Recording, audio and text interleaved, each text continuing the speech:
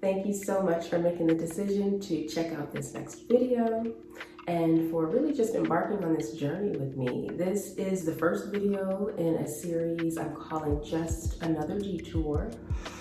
It is modeled after the book I authored called Just Another Detour, a practical guide for moving through painful moments to your next win, available on Amazon. You can get it in paperback, you can get it in Kindle, whatever's easy for you, super easy read. It's a book that's so important to me.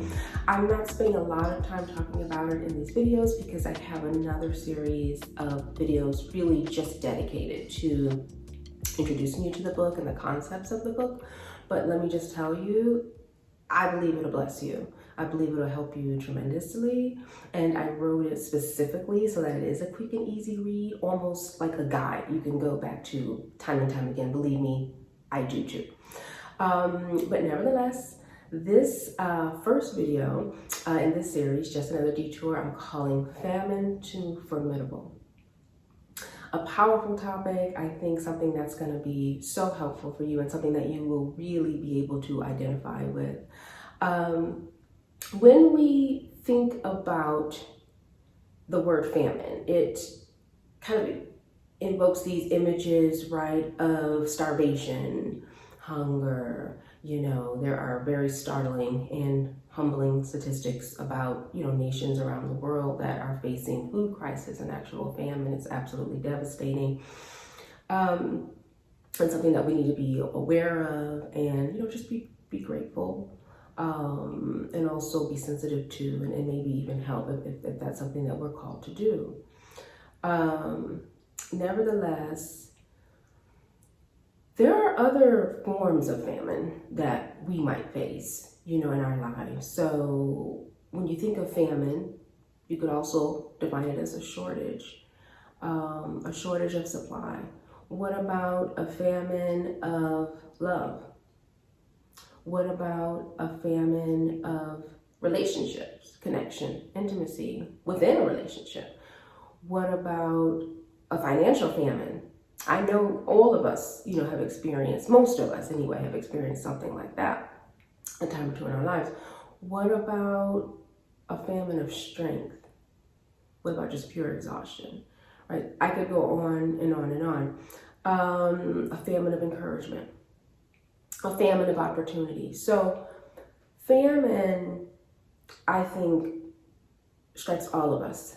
We can all identify some season in our lives where we experience famine. And I would go on to say, I would venture to guess that honestly, most of us are experiencing some version of famine in at least one area of our life, even now. So the purpose of the video today is to help us to first identify, get you thinking about that. This concept of famine, is there an area of my life where I'm just dry? There's a shortage of supply. And then to think about the practical way you may be able to navigate your way out of famine into a better season. And when we are facing famine in our lives, some sort of crisis, some sort of shortage, there's really two options. We can choose to either succumb, just lay down and die, right?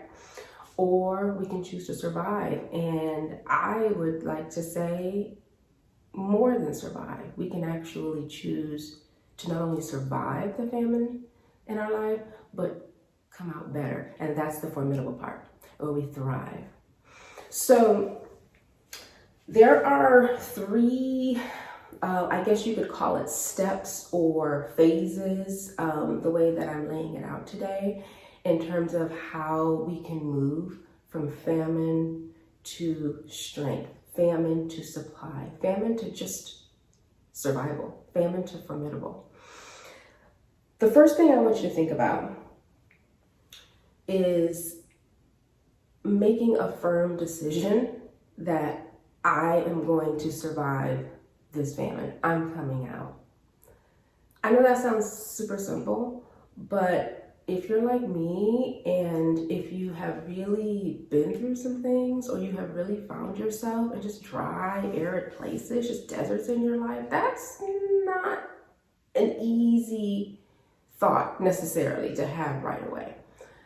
Because you didn't expect to find yourself in this desert, in this wilderness, right? So you didn't expect to find yourself to feel lonely. You didn't expect to find yourself to feel like you're lacking some kind of a financial need or something else that you need, right? You didn't expect to find yourself to be weak. You know, you're a strong, motivated, goal-oriented professional person, and you find yourself feeling very weak, perhaps burned out, perhaps without a sense of purpose or direction, which is just beyond anything you could have imagined, right? Perhaps you find yourself divorced, or in the middle of divorce, or some sort of separation. And that was something you never expected, right? So the very fact that you wake up one day, or you're going about your day, and you just make the firm decision, you know what? Yes, I am experiencing famine. I'm experiencing a shortage of supply in this area of my life, but I am going to survive. I'm going to survive this. If you're like me and you have, a religious or spiritual background, you're probably familiar with the concept of mind renewal, renewing your mind. This is what I'm talking about. That's like step one, where you just set your mind, you set your sights and say, I am going to come out of this famine, period. Okay, the second step, practically speaking, the way that I've seen it and experienced it is, okay, you've made that decision. You're crawling through your arid desert, right? I'm very dramatic, by the way. And you've made up your mind. That hasn't changed your circumstance, but it is the beginning. And so the second step, as far as I see it, is, okay, well, look around. Check out your surroundings. You may have a mouthful of dust, but there might be something that you missed, something that you've overlooked in your life, some person, some resource, some video, to someone to connect with, some therapy session, there is likely something in your environment, something in your life, something attainable, something that you can reach to, that you can hold on to, that might be that very important next step to move you out of shortage and supply and famine, to get you to the next level, at least to an oasis, get you to a place of peace, rest and supply. In my own life, I've experienced this, where you start to feel so low, you start to feel so down, maybe even downright depressed, or you're just feeling empty. And you forget that these messages that are playing in your head are not true. You're not alone. There's someone you can talk to. There's something you've overlooked. There's a note you wrote down, maybe in a journal 2 years ago, that you say, oh, wow, I've completely forgot about that. That's something that I wanted to do or try. There's a video, you could check out that might just inspire you, encourage you, motivate you. There is something. There's a book you can read. There's a song. There is something available in your environment, believe me, that you can just grasp onto, that can help you. I'm not saying it's going to be the thing to drag you in, right, to your next level, but it is something that you can grab onto and hold onto and help you move away from this very sort of desolate, lonely place of feeling empty and tired and frustrated, and start moving you into just a better space. Okay, so you've made up in your mind, you've determined, yes, I recognize, she's absolutely right. Dr. Maya is telling the truth.